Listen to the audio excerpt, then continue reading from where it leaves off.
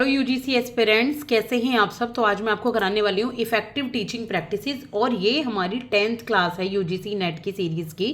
ठीक है, teaching aptitude मैं यहाँ यूनिट 1 आपको करा रही हूँ यूजीसी नेट का हैंड रिटन नोट्स के थ्रू, जिसमें मैं आपको बहुत ही कंसाइज वे में बहुत ही सादा तरीके से आपको लिस्ट वाइज यानी कि एक सिस्टमेटिक तरीके से आपको कराती चल रही हूँ टीचिंग एप्टीट्यूड का सिलेबस कंप्लीट। तो 10वीं क्लास है, छोटी छोटी क्लासेस हम बनाते हैं। आप प्ले लिस्ट अवेलेबल है, वहाँ पर बाकी क्लासेस भी देख सकते हैं। आप चाहें तो 8-10 क्लास एक दिन में भी देख सकते हैं और अपने नोट्स भी बना सकते हैं। इन नोट्स को पाने के लिए कमेंट सेक्शन में आपको मिल जाएगा मेरे चैनल का लिंक, वहां से आप व्हाट्सएप चैनल पर जाइए और नोट्स को डाउनलोड कीजिए या फिर वहां से पढ़कर आप दोबारा रिवीजन कर सकते हैं। तो चलिए स्टार्ट करें इफेक्टिव टीचिंग प्रैक्टिसेस।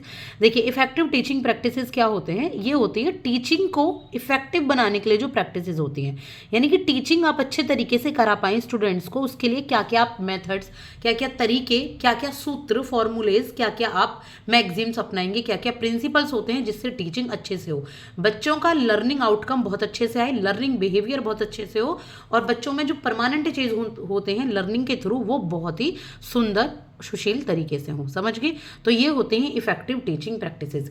अब इसमें पहला होता है मैगजीम्स ऑफ टीचिंग। मैगजीम्स का मतलब होता है सूत्र।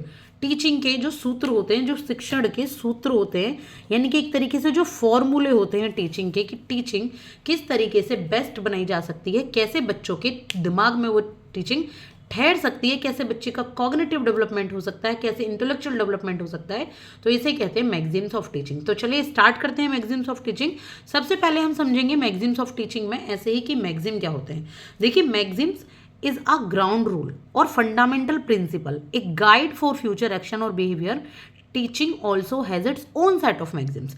मैगजीम्स क्या होते हैं। मैगजीम्स होते हैं एक तरीके से सूत्र, एक ग्राउंड रूल है, एक ग्राउंड नियम है, कोई भी फंडामेंटल प्रिंसिपल है, कोई भी पहला प्रिंसिपल जिससे किसी भी चीज़ को आप किसी को सिखा रहे हैं, एक तरीके से उसकी गाइड है। ठीक है, एक बिहेवियर है ये मैगजीम्स। नॉर्मल है मैगजीम्स, किसी भी काम को अगर आप कर रहे हैं तो उस काम को करने का बहुत ही प्रिंसिपल तरीका है। जो प्रिंसिपल्स, जो फंडामेंटल्स होते हैं उसको कहते हैं मैगजीम्स। तो टीचिंग के भी अपने मैगजीम्स होते हैं, टीचिंग के अपने खुद के मैगजीम्स होते हैं। तो क्या होते हैं टीचिंग के वो मैगजीम्स, उन्हें हम समझ लेते हैं। तो शायद बहुत सारे मैगजीम्स होते हैं, तो main important set of maxims मैंने यहाँ कराए हुए हैं आपको। फ्रॉम सिंपल टू कॉम्प्लेक्स, पहला मैगजीम है सिंपल टू कॉम्प्लेक्स, यानी कि सादा तरीके से आप डिफ़िकल्ट तरीके की तरफ जाएंगे। जब आप बच्चों को, आप एज अ टीचर अपने आप को एज्यूम कीजिए, अभी आप ये पढ़ाई कर रहे हैं, सोच लीजिए मैं एक टीचर हूँ, मैं एक क्लास में हूँ, वहाँ मेरे सामने स्टूडेंट्स बैठे हुए हैं, चाहे वो किसी भी क्लास के हैं। ठीक है, नर्सरी से लेके 12th तक के बच्चे हैं, यहाँ पोस्ट ग्रेजुएशन तक के बच्चे हैं। तो टीचिंग में मैं अब आपको इनको सॉल्व करके बता देती हूँ। Start from simple things, ideas with day to day example.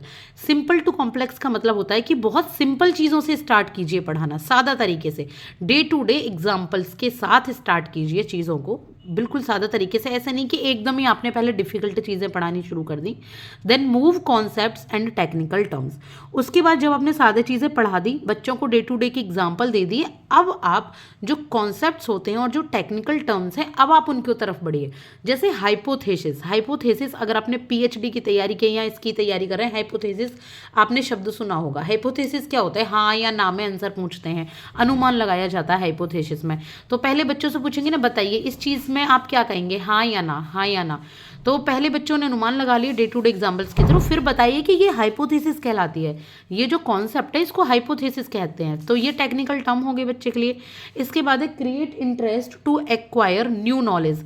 अब जो नई नॉलेज आप दे रहे हैं ना बच्चे को, उसको नई नॉलेज देने के लिए पहले बच्चे में इंटरेस्ट जगाइए। इंटरेस्ट कैसे जगेगा, वही डे टू डे एग्जाम्पल्स के साथ।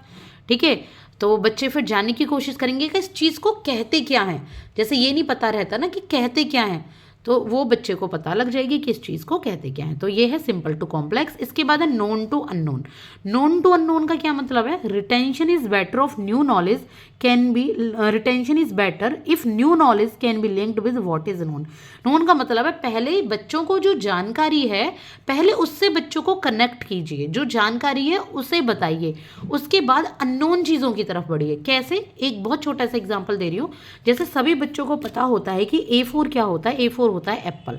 तो बच्चों को ये जानकारी है, लेकिन आपको ए से बहुत दूसरी चीज़ें भी बच्चों को सिखानी है। तो आप ए से क्या बताएंगे बच्चों को कि ए से एंट भी होता है, यानी कि अननोन चीज़ आपने सिखाई। ए से एरोप्लेन भी होता है, ठीक है, और ए से क्या होता है, ए से एडल्ट भी होता है। तो इस तरीके से ए से आपने बच्चों को बहुत सारी चीज़ें सिखा दी। तो ये नोन से आप अननोन की तरफ बढ़े।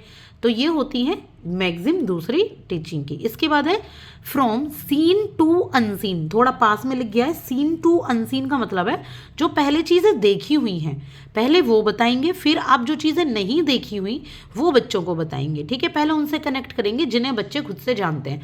जैसे बच्चों ने देख ली 4 पैरों वाला कोई भी जानवर और बच्चों ने उसको कह दिया गाय, लेकिन बच्चों को ये नहीं पता कि वो गाय नहीं है, दैट इज बैल, वो बैल है, वो गाय नहीं है। तो आप उसके बारे में उन्हें जानकारी देंगे कि पहले जो प्रेजेंट से उनको जानकारी है उनसे लिंक करके फिर आप फ्यूचर की जानकारी बच्चों को देंगे। तो ये है सेंड सीन टू अनसीन। इसके बाद है कॉन्क्रीट टू एब्स्ट्रैक्ट, ठीक है, या फिर सीन टू अनसीन में एक चीज़ और आ जाएगी। जैसे आप बच्चे ने कोई फ्लावर देखे तरह तरीके के, तो बच्चे तो सब फ्लावर को यही कहेंगे ना कि ये कौन सा फ्लावर है, कि ये फ्लावर है, बस ये फ्लावर है, लेकिन कौन सा फ्लावर है बच्चे को ये नहीं पता। तो आप क्या बताएंगे कि ये जो फ्लावर है ये रोज़ का है और ये लोटस का है। तो इस तरीके से सीन टू अनसीन जानकारी बच्चों को मिल जाएगी। इसके बाद है कॉन्क्रीट टू एब्स्ट्रैक्ट। कॉन्क्रीट का क्या मतलब होता है, ऐसी नॉलेज जिसे आप पहले से जानते हैं। एब्स्ट्रैक्ट का मतलब है अननोन नॉलेज, यानी कि मूर्त से अमूर्त की ओर, इसकी हिंदी होती है। मूर्त मतलब जो चीज़ें बच्चे ने देखी हैं, बच्चे जिसको जानते हैं, वो एक बार पहले उसकी जानकारी देंगे, फिर आप एब्स्ट्रैक्ट यानी कि जो चीज़ें एग्जिस्ट नहीं करती हैं अभी बच्चे के लिए, बाद में आप उसकी जानकारी देंगे स्टूडेंट्स को। इसके बाद है particular to general. Particular to general में क्या है, पहले एग्जाम्पल दिया जाएगा, फिर लॉ बताए जाते हैं। एग्जाम्पल मतलब जैसे कोई सेंटेंस आप बच्चों को क्रिएट करना सिखा रहे हैं, तो पहले एग्जाम्पल आप उसको देंगे कि दिस इज़ राम। तो ये जो इज़ है इसमें आई हुई है, ये प्रेजेंट का सेंटेंस होता है, ठीक है। तो डज और डू ये प्रेजेंट में आते हैं और डिड पास्ट का होता है। तो पहले एग्जाम्पल दिया जाएगा, फिर उसमें उसको एक्सपेरिमेंट और डिमॉन्स्ट्रेशन करके बाकी रूल्स सिखाए जाते हैं। Whole to part. Whole to part में क्या होगा, गेस्टाल्ट साइकोलॉजिस्ट हैं होल टू पार्ट के प्रोपोनेंट। होल टू पार्ट को गेस्टाल्ट साइकोलॉजिस्ट ने बताया हुआ है। इसमें we see first the whole objective then its part, कि पहले किसी चीज़ को ना होल देखते हैं कि संपूर्ण चीज़ वो क्या है पहले, फिर उसको पार्ट करते हैं।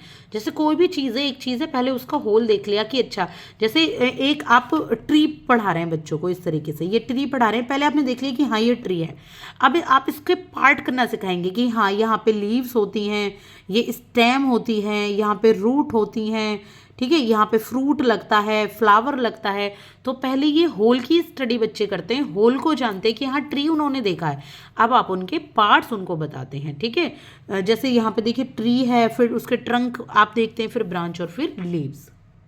इसके बाद है number 7 from indefinite to definite. Indefinite का मतलब है कि पहले जो आपके पास इंडेफिनिट नॉलेज है उसको ना डाउट्स क्लियर कीजिए बच्चों को और उनको डेफिनेट नॉलेज में बदल दीजिए। ऐसी चीज़ें होंगी जो जिन पे बच्चों को डाउट है कि समझ नहीं आ रहा ऐसा कैसे है, तो जब टीचर क्लेरिफाई करेंगे उन चीज़ों को तो बच्चों की जो इंडेफिनिट नॉलेज है, जो अनिश्चित नॉलेज है, वो निश्चित नॉलेज में बदल जाएगी। जैसा बच्चे सोचें कि अरे ये याद नहीं है कि इंडिपेंडेंस डे कब आता है, तो ये 26 को आता है या 15 अगस्त को। छोटे बच्चे होते हैं ना, उनको कन्फ्यूज़न होती है कि ये इंडिपेंडेंस डे या रिपब्लिक डे क्या होते हैं। तो जब टीचर उनको पूरा एक तरीके से एक्सप्लेन करके बताएंगे कि रिपब्लिक डे को ये हुआ था, इंडिपेंडेंस डे को ये हुआ था, तो बच्चों की जो नॉलेज है वो डेफिनेट वे में बदल जाएगी। इसके बाद है फ्रॉम साइकोलॉजिकल टू लॉजिकल। पहले चीज़ों को स्टूडेंट्स को साइकोलॉजिकल तरीके से पढ़ाया जाए, फिर उनको लॉजिक में चीज़ों को बदला जाए। साइकोलॉजिकल चीज़ें बच्चे पढ़ते हैं जैसे दुख है, सुख है, या फिर कोई और भी चीज़, जैसे अलंकारी आप पढ़ा रहे हैं तो साइकोलॉजिकल नॉलेज आप दे दिए जाते हैं। रस आप पढ़ा रहे हैं, फिर उनको लॉजिक में बदला जाता है कि ये चीज़ें क्यों हैं। लॉजिकल ये चीज़ों की अर्थ आपको बताकर आप लॉजिकल ज्ञान बच्चों को देते हैं। इसके बाद है फ्रॉम एनालिसिस टू सिंथेसिस। तो टीचिंग जो करनी चाहिए वो होती है एनालिसिस और सिंथेसिस की तरह। एनालिसिस में डिवाइड्स कर दो पार्ट्स में, उसके बाद उन सबको जोड़कर सिंथेसिस कर दो, ठीक है। किसी भी चीज़ की डिवाइड, जैसे आप बॉडी पार्ट्स बच्चों को पढ़ा रहे हैं तो एनालिसिस करवाएंगे पहले आप उनकी, फिर उनको सिंथेसिस कराएंगे। इसके बाद है फॉलो नेचर। फॉलो नेचर क्या है, यहाँ पे रेगुलेट किया जाती है स्टूडेंट्स का जो एजुकेशन होती है उसके नेचर के अकॉर्डिंग। जैसे स्टूडेंट का नेचर है, नेचर मतलब ये नहीं है कि गुस्सा है, एंगर है, ऐसा नहीं। नेचर मतलब स्टूडेंट्स की सीखने की एबिलिटीज़ कितनी है, पोटेंशियल कितना है, तो जैसा नेचर है बच्चों को वैसे ही आप एजुकेशन उनको देंगे। तो ये होता है है 10th मैगजीम ऑफ टीचिंग। इसके बाद है training of senses. Training of senses में मॉन्टेसरी और फ्रोवेल इसके मेन प्रोपोनेंट है। ये आता भी है एग्जाम्स में कि कौन इनके प्रोपोनेंट है, तो मॉन्टेसरी एंड फ्रोवेल इसके प्रोपोनेंट है। तो सेंस, साइट, साउंड, टेस्ट और स्मेल ये होते हैं सेंसेस। इनके थ्रू जब बच्चे पढ़ते हैं तो उनके दिमाग में वो चीज़ें रुकती हैं। तो सेंसेस के थ्रू पढ़ाना, साउंड के थ्रू, आपका ऑडियो वीडियो के थ्रू बच्चों को पढ़ाया जाता है। आपने देखा प्रोजेक्टर के थ्रू पढ़ाया जाता है, ऑनलाइन क्लासेस होती हैं, तो ये सेंसेस की ट्रेनिंग दी जाती है इसमें।